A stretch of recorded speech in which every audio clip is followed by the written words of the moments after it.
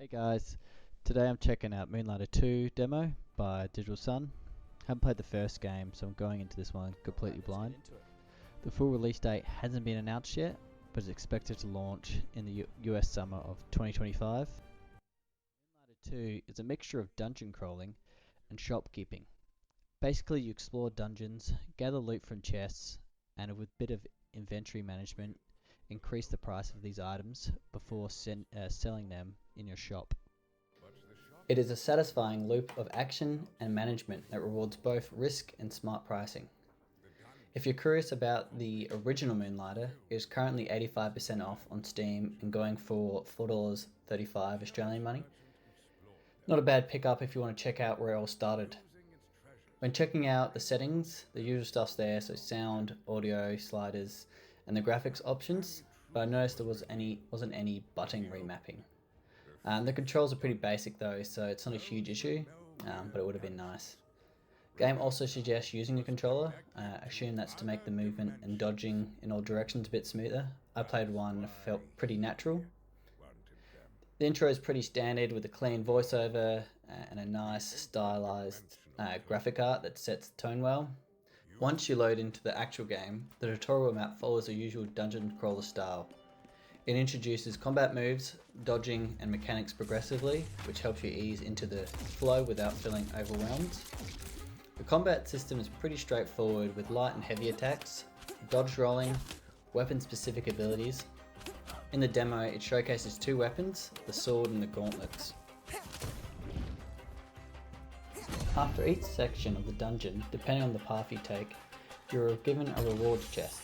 These chests have common relics and curse relics which have special rewards which increase the item's value in your inventory depending on its ability. I suggest you read what it does so this doesn't happen to you.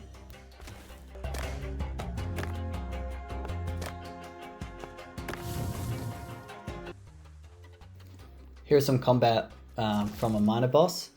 I do pretty bad and take a fair bit of damage doing so, and I've used up all my potions already. So I can either continue the next part of the dungeon with low health and risk losing half my item's value upon dying, or end the run here and return to the shops with my new loot.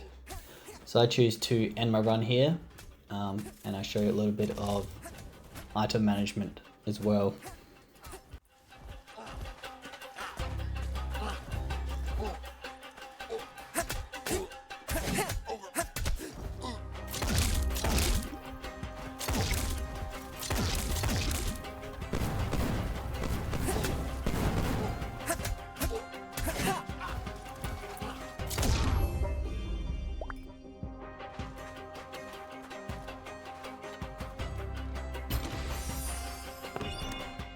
The cursed item I chose here was the Medal of Cleanse, which burns adjacent items next to it and gives it 300 per one burnt. You can also see a piece of wood which is used for burning, and then also a claw which is also used to burn things.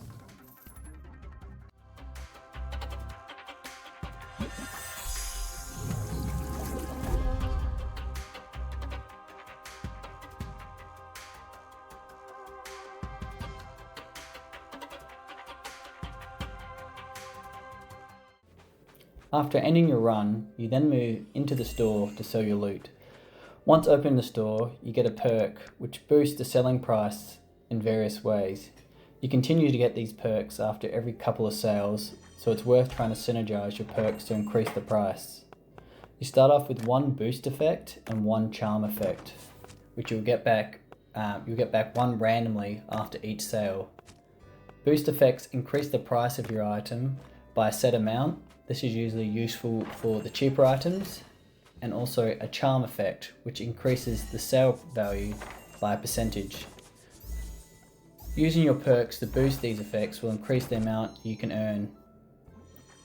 You will also need to clean your store from dirty customers, interact with your showcases to increase the price, which happens randomly, I believe. You also have to deal with angry customers that negate the first boost or charm that you use. I typically sell my cheaper items first to allow more perks to come into effect before trying to sell my larger ticketed items. The goal of the demo is to have a total sell value of 5,000 in one day.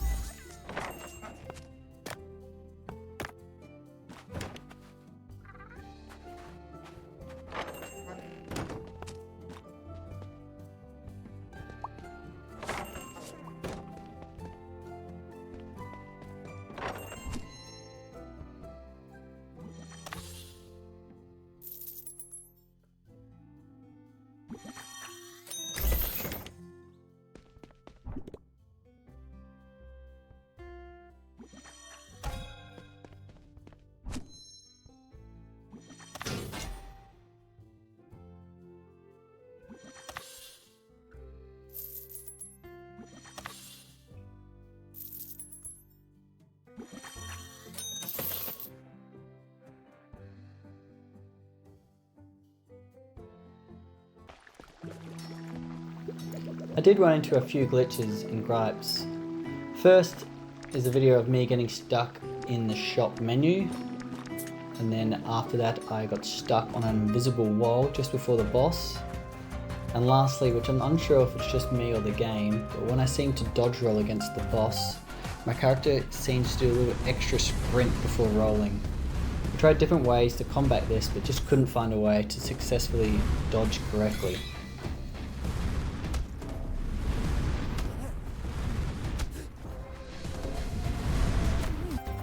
Overall, I thoroughly enjoyed this game and would recommend this game as a unique little dungeon crawler / shopkeeping combo.